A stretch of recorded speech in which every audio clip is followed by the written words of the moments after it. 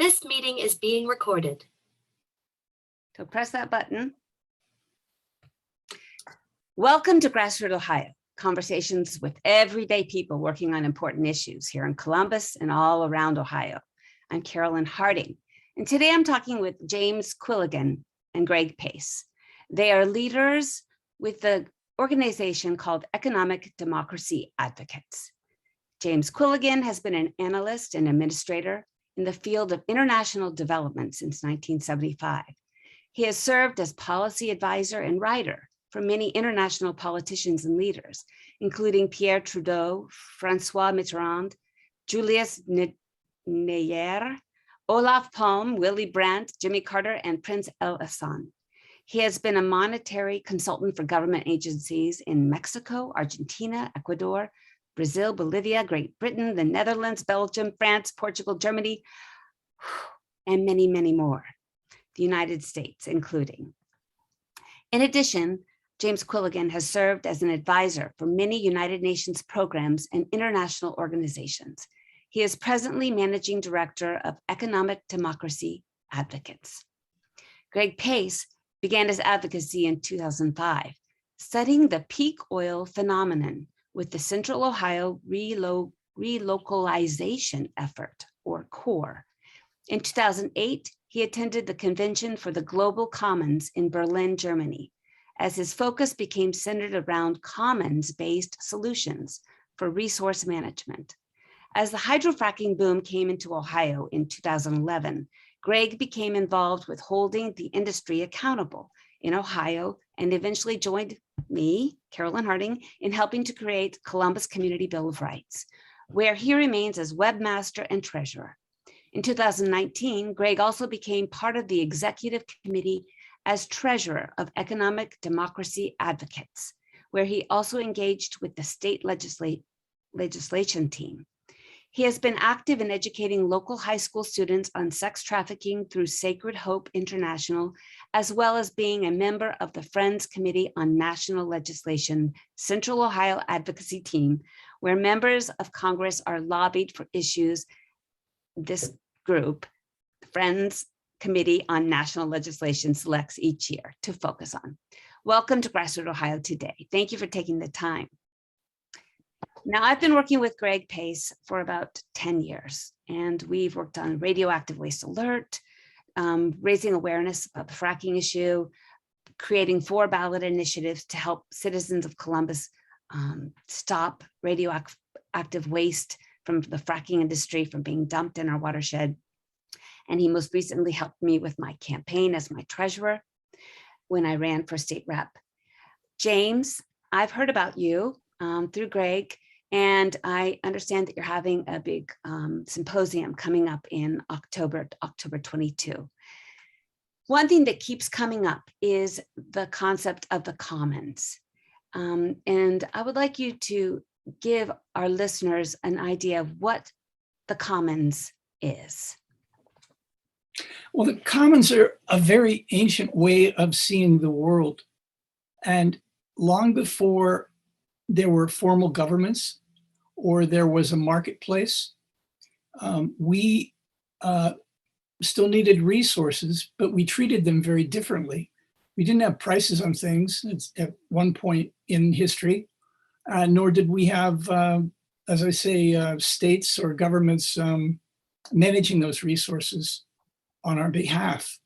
So it's another way of seeing the world.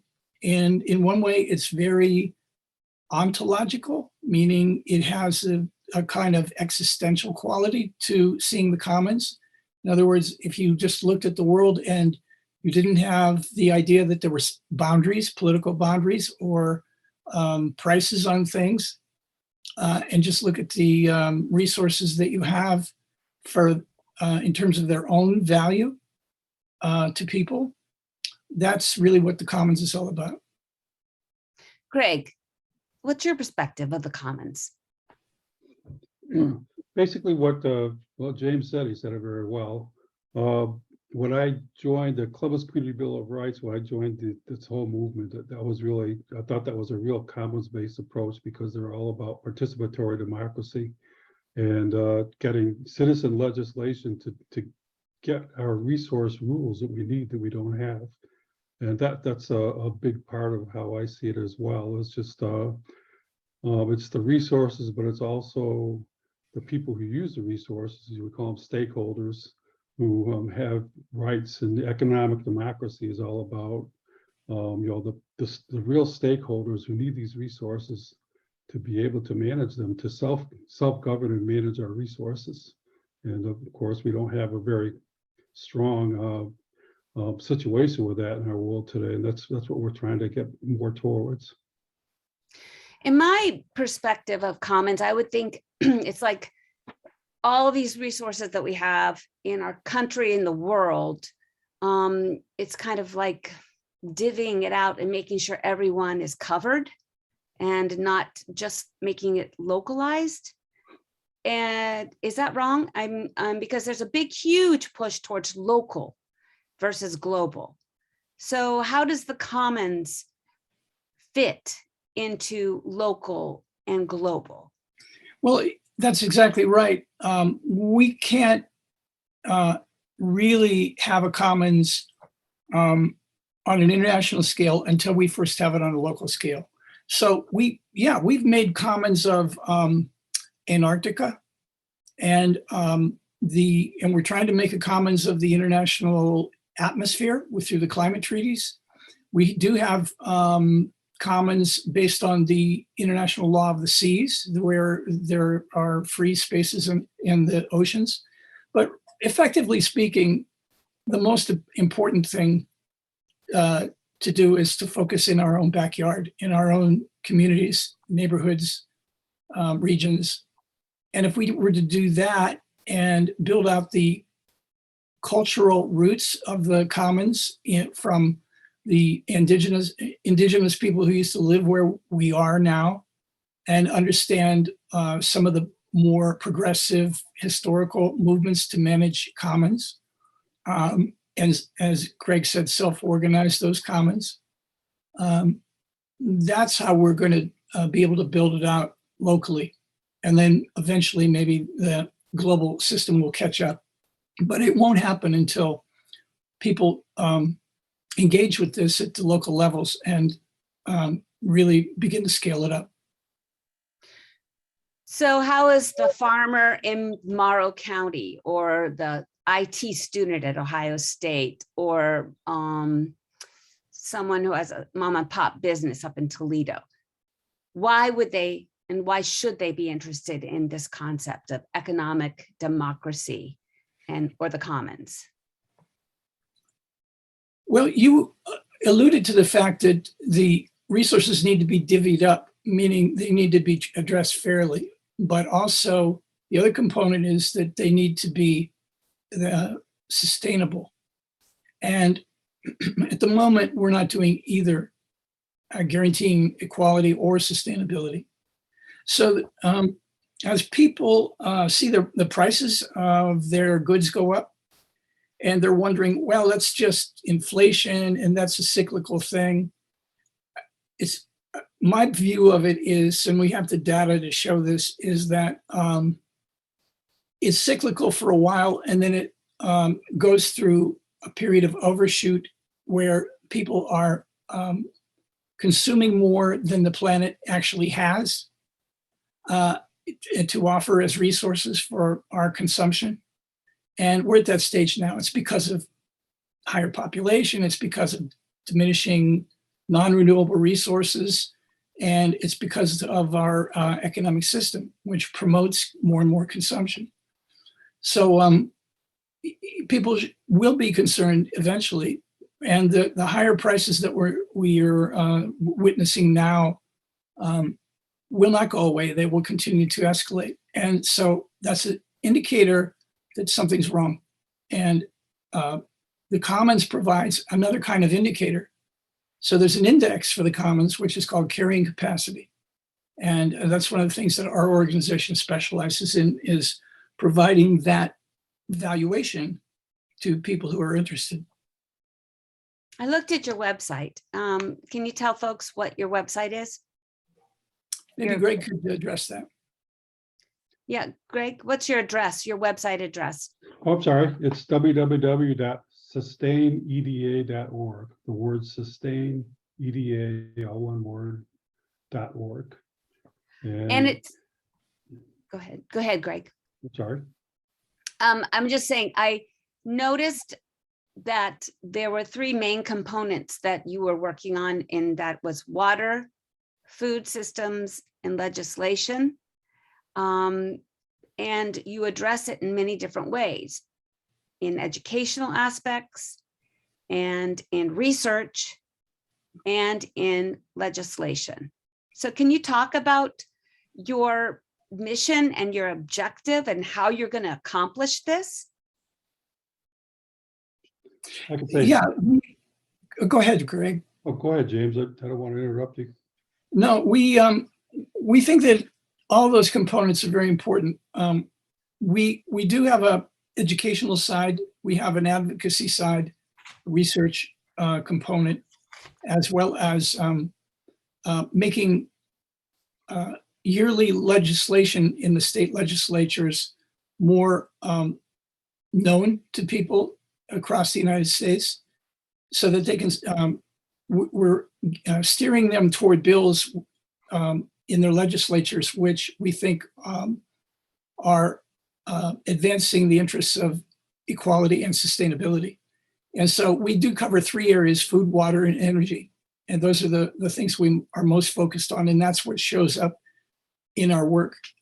The second part of this is that we really think that people are rather cynical about democracy these days, and for good reason. Politicians are just not delivering for us. But we still believe in democracy, and that's why we believe in going through the system to be able to get legislators to understand that our commons are individual resources that we need to thrive and survive, and they're in jeopardy.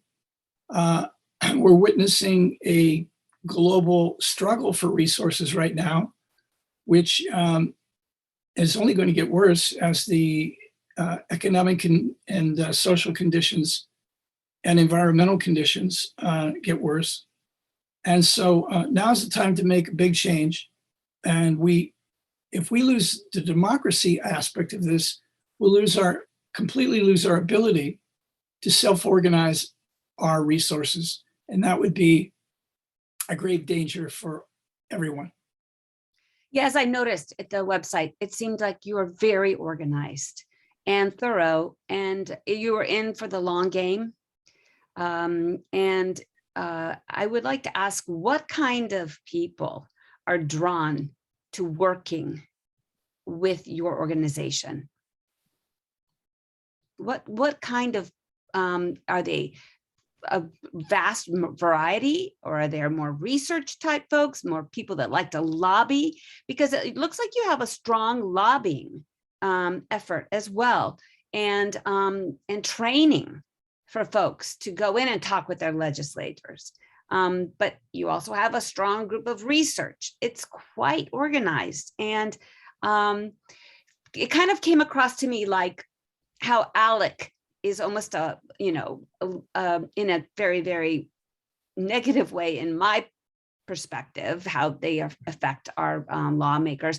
But you're an organization that's very organized in helping maybe teach legislators about how important our water is, our food systems are, and how all these resources are important. And so you're organized. How can people get involved, and how can they, take part?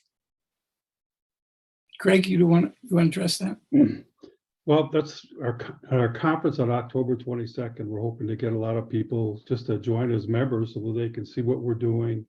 And then they can, if they want to get involved more, they can in many different ways. We have active members who actually join our teams or are somewhat involved with our different teams. We've got the teams like the advocacy team, which we want to self-organize around the country in different states so that people can actually form advocacy teams like we do here in Ohio. We visit the State House when we have bills that we want to focus on, that's exactly the same thing that our advocacy team wants to do, but we want to do it in different states around the country where there's important legislations, especially right now on water.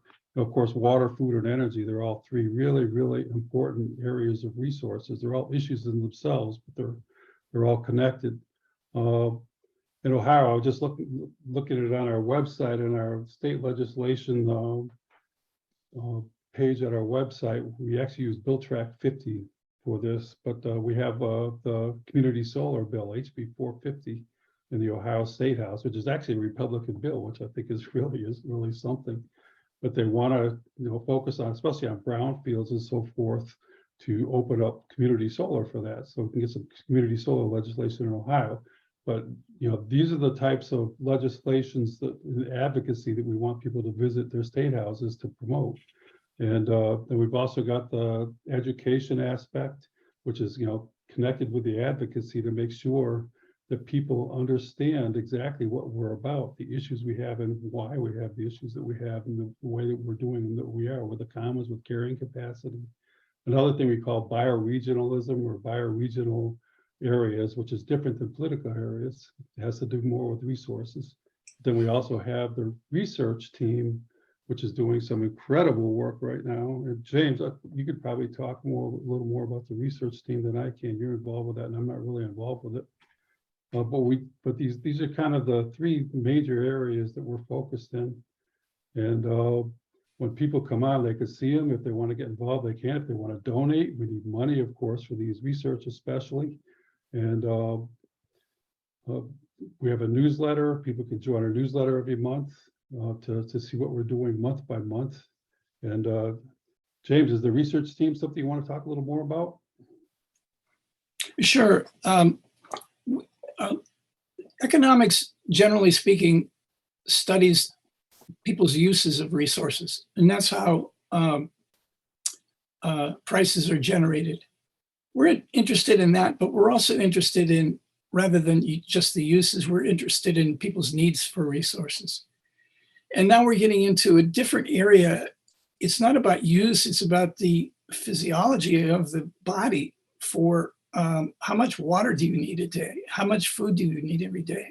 And if you calculate that into a new kind of index, you come up with a completely different value system to measure the value of these resources that we need.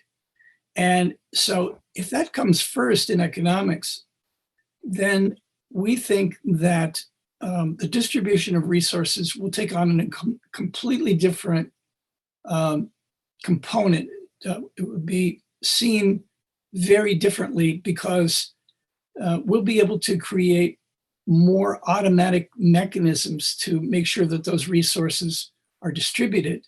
Once we understand that there's no price barrier, it's all based on their equitability and sustainability for delivery. So it really takes the focus over what has been traditionally known as supply side economics, meaning the idea that supply will follow its own demand. This is different. This is saying that demand is in control.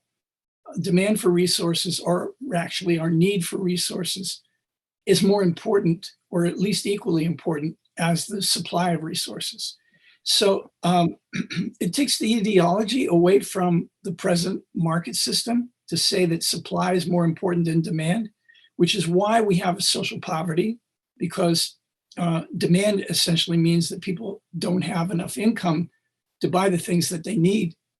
Now, under a new kind of framework where demand is at least as important as supply, the balance of power will shift more to the need side. And the problem is it doesn't have its own index. That's what we're trying to create.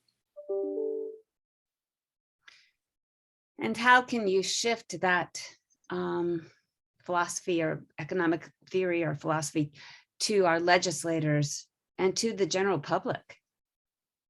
Well, first we need proof of concept. And so our research team is actually showing what this index looks like and how different it is from prices of resources. And then secondly, it's about advocating with our legislators to inform them that either they're on the right track or the wrong track. And sometimes they're on the right track for the wrong reasons. And so what we're trying to do is say, look, you've sponsored that bill, and there's a little bit more information we'd like to give you about that. Because if you only knew the carrying capacity of your district, you might be surprised to know that you're exceeding your carrying capacity for water, let's say. Okay. And you're not going to be able to support this region in another 15 years. And so those are the kinds of things that we can, kinds of information that we can provide to people to get them to understand a little bit more about what the stakes are and what the risks are and what the opportunities are for managing their resources. So are you doing the carrying capacity measurements for water, for the food systems, and for energy? Yes. We're doing a carrying capacity study, a very intensive one, for the Memphis sand aquifer, which is the huge body of water that underlies Memphis, Tennessee, but also much of the rest of the area. And it's very interesting because it's not being managed effectively. In fact, it's not being managed at all. Mm-hmm. People are pumping the water out of the ground with no idea of how much water is really under there and how much it needs to be recharged, and no specific appreciation that, in some of the recharge zones, toxic chemicals are getting into that. And that means that those chemicals will go underground and mix with the water that eventually we're pumping out. It's a very dangerous situation. And there's a lot of misunderstanding in the field. And we're trying to use hydrology and hydrogeology, as well as social principles, to bring that all together so that people can create a water budget that really makes sense and that we're not over pumping and over consuming those resources. Well, I did a show on the Mission Doe aquifer, and the folks up there are dealing with like a factory farm, salmon farm that wants to come in and pump out millions of gallons of water daily. And then Greg, all of us in Central Ohio know about the Intel factory that's coming in to New Albany area. And supposedly they're going to be extracting 5 million gallons of water a day. And Greg, do you have any insight on that one, on the Intel? On the Intel, not much more. I've read a little bit on it. At that 5 million gallons a day, I think it's more than twice as much as anybody has ever even tried to take out any other industry. So it's way up there. One thing I wanted to say is with our white paper that we're going to be coming out with the Columbus Community Bill of Rights and our 501c3, the Columbus Community Rights Coalition, we're kind of along the same lines of concern, because we're concerned about Columbus's public water system and contamination from oil and gas, which is actually happening in our watershed that we get our water, mainly surface water, from. So anytime there's a spill, or if there's some kind of a leakage, then we've got a problem with our reservoirs. But the carrying capacity is a little bit beyond what we're going to in our white paper, but it's really important because we're trying to kind of get towards carrying capacity with that, because we're trying to demonstrate to people that to understand our water system and to understand why we don't want things to happen, because if we lose our water, then we're going to have a real problem. And carrying capacity is not just about losing your whole water source, but it's just about how much you can use and how much is available, to who it's available. And the report that James is talking about, the social aspect, we're really getting into a lot of the social aspects, the demographics of water use, like James said, the energy use in our bodies, how much we need and how much is available in different parts of the population in Memphis and so forth. So it's just getting into those areas. Okay, to gather the carrying capacity would require, I think, a lot of allies and scientific allies to help create this this quantity, this number. What are some of these organizations that you are working with? Well, we're partnering with a number of organizations, but if you look at it, you know, there are a lot of folks that are really interested in tracking, for example, the amount of water that's under the ground, which has really not been done effectively before. So, you know, eventually, I mean, right now, NASA is starting to look at this, and a lot of people in the business world are beginning to look at it for different reasons. They think that this money has a price, or these ecosystem services have their own price.